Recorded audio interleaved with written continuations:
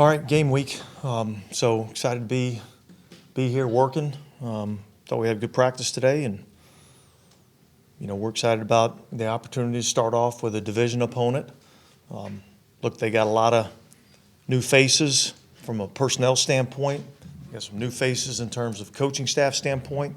So there'll be a lot of adjusting that'll need to be done as the game moves along. But we're certainly excited about having an opportunity to start out, open up division opponent in our building, and I think our guys will be ready to play.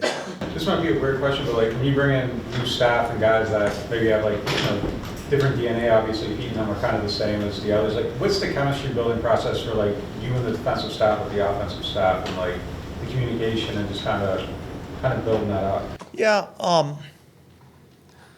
Yeah, look, I think that's always kind of a work in progress, and I think that's just, in general around here, I feel like we've always worked really well together, offense, defense.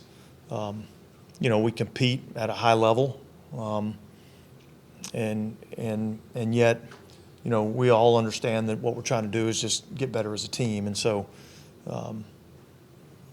I think that just kind of develops over the course of time, and ultimately that's my job to make sure that there's cohesion within the staff. You know what I mean? And that's part of the hiring process. You want to make sure that you're bringing in guys that are team first type of attitudes, along with being great teachers and being solid. Whether it be solid schematics, solid relationships, there's a lot of different factors that go into that. How do you identify the team first aspect? I think it kind of comes up throughout the process of the, call it evaluation. We talk to a lot of people, and so there's not a whole lot of secrets in our league. So you pretty much know the guys that are difficult to work with. And guys that you feel like can come in here and fit into our culture and do the things that we need them to do and still operate at a high level and be able to be successful. Dennis, I don't know how introspective you want to get on Monday of the first game week, but as you stand here ready to start your third season as head coach here, anything stand out about that gives you more confidence from what you've experienced and learned from the last 2 years?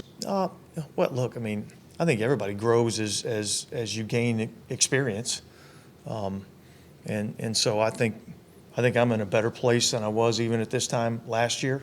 I think I continue to grow more and more confident because I see the players believing in the message. I see the players coming together the way that, I want them to come together. Now, obviously, we got to go out there and do it on Sundays. That's what it's all about. And so I saw some improvement in that regard last year. I've seen more improvement as we've gotten to this point this year. And so, I'm extremely confident in my ability to do this job, and I'm extremely confident in our team's ability. Dennis, your thoughts on Carolina's quarterback, Bryce Young? Well, I think he only played one series in the preseason, and it was a pretty effective series. They were able to move the ball down the field. They scored a touchdown. They got him out of the pocket a few times, got him on the move some. Looked like he was making some checks at the line of scrimmage. Looked like he was comfortable in the things that they're asking him to do. I've always felt like this is a guy that's poised in the pocket. I've always felt like this is a guy that understands how to navigate the pocket and move in the pocket. And so, look, I think, our ability to affect him in a lot of different ways, whether it be rush, coverage, how we rush him, rush integrity, maybe some different looks, I think that's going to be important. As with any quarterback, it starts with that player, and the more you're able to affect him, the more success you're going to be able to have. Have you been able to identify sort of what characteristics Dave Canales brings to an offense? Is it a scheme, a system? Obviously, he's had success. Well, look, we played against his scheme and his system last year in Tampa Bay, and you see a lot of carryover into what they're doing. He's a guy that's been, committed to being able to run the football. Obviously, they've bulked up their offensive line, a couple additions inside, and they're a big, physical offensive line. I thought they ran the ball well at times during the preseason, so I think that's certainly something that they want to be able to do. I think some of the play action pass, some of the movement passing game with the quarterbacks, obviously part of what they do. So I see a team that's well coached. I thought, look, they came in here against us early in the season last year and beat us pretty good. I thought they out executed us. I'm talking about their offense, Tampa's offense versus our defense, and so I know they're a well coached group, and I know we're going to have our hands full. With what he was able to do with Baker last year, how do you kind of anticipate that with Young being a young quarterback? Like, how do you factor that in? Well, look, I mean, there's probably some similarities, and yet there's probably a significant number of differences between the two quarterbacks. I think that kind of remains to be seen, exactly what they want to do. Like I said, I mean, they looked to me like they ran their offense in that one series that he played. And, there's some runs, some play action, some quick game. There's a little bit of everything in there. You wanted a safety to kind of step up opposite Tyron. Are you closer to that process, or is it something? Yeah, look, I mean, I feel good about where we're at the safety position. I mean, obviously we've got, 4 available to play on the active roster right now, and so I feel good about where we're at, and we'll have Tyron will be out there, and we'll have a guy out there next to him that can play pretty well. We didn't see Willie Gay practice today. Is he dealing with something? Well, here's what I'll say. I'll say that we'll put out an injury report on Wednesday. So until Wednesday, I won't make any comments. Injury or non-injury, though? It's injury related, and you guys will get a report on Wednesday. It's full week one mode. Full week 1 mode. When you say you're in a better place, more confident now, are there any examples of something that happened last year or that you're able to do this on? No, I just think that's part of growing, in your job. I think every year you get more and more confident in your ability, and so I don't point to one specific thing. I mean, obviously there's been a lot of change here in the last, call it 3 years. From a personnel standpoint, from a staff standpoint, there's been a lot of changeover. So I feel good about where I'm at. I feel good about where our staff's at. I feel good about where our team's at. With all the staff changes, was there ever a point where it started to feel more like your team? You would have been able to hire, there was a lot of continuity at first when you took the job. Did it ever change to feeling like, okay, these are most of the people I hired? Yeah, look, I definitely feel like, the continuity's been really good with this group. And look, specifically offensively, these are all guys that I made the hire.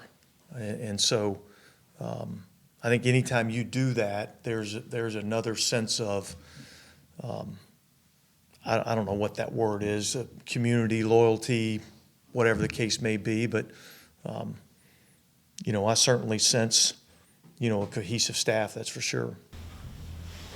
How far along is the conversation gone when it comes to Clint Kubiak calling either on the sideline or in the booth? Have you been able to make that decision yet? Yes. Are you willing to share with that decision? No, there's a lot of things that we'll just, we'll show up on Sunday and,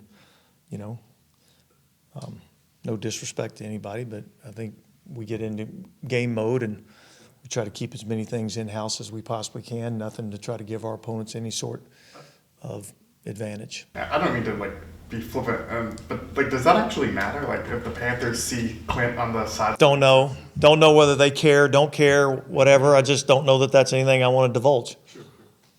It's a better question for them, maybe. You know what I mean? I'll go hop over. About Canales, and you all have coached against first-time coaches, new, stats and everything like that. Is it even worth doing a deep dive on what they did last year, what he did with Geno Smith in Seattle, or because it's different personnel, some of that is inconsequential? Yeah, well, look, I think you got to look at all of it. You know what I mean? There's certainly, I think we'd be foolish not to look at our games against Tampa Bay last year. right? I mean, because he's going to look at, this is how we tried to attack this team last year. These are the things we liked. These are the things that we didn't like. You know, we played Seattle a couple of years ago. They came into our building. I think we'd be foolish not to go study that tape. You know, played Atlanta twice last year, which is a very similar defense to what we are. So, yeah, I think there's a lot of that. Look, the unknown is I have no idea how he feels about any of the players that he has other than what I read on his roster, so I don't know exactly how he's going to want to utilize those players. I think those are things that we're going to have to find out as we go along. I might have opinions, I might have thoughts, but that may change once we get into the game, so we'll have to be ready to adjust. Are you reading a lot of like what he's saying and stuff? I think we're paying attention to everything. You know what I mean? You never know when somebody's going to tell you something that you know might resonate in some form or fashion with you. So, yeah, I think we pay attention to all those things. Does that happen a lot? Like someone tips their hand and like it's useful?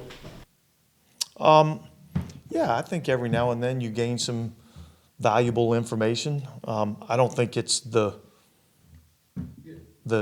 difference in winning and losing a game or not, you know.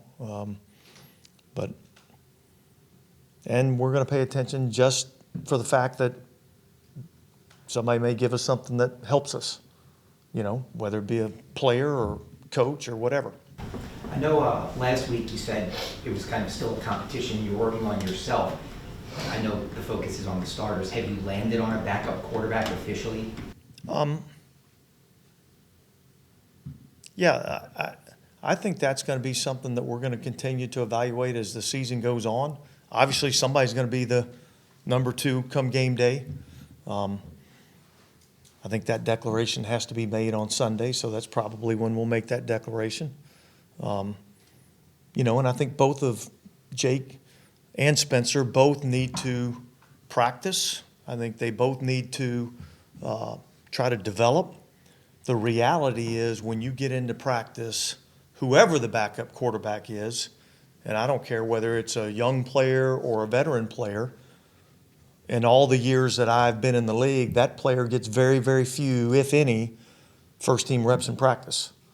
Unless there's extenuating circumstances, as you know, like there was last year where Derek was a little bit limited on some days. And I don't anticipate that being a whole lot different. And so whether it be what few reps they might get with the ones, whether it be on the show team, some extra work after practice, some extra work in the film room, like those are all the things that we're going to have to do to try to, you know, work to develop both of these young quarterbacks, because we like both of them and we think both of them have a future.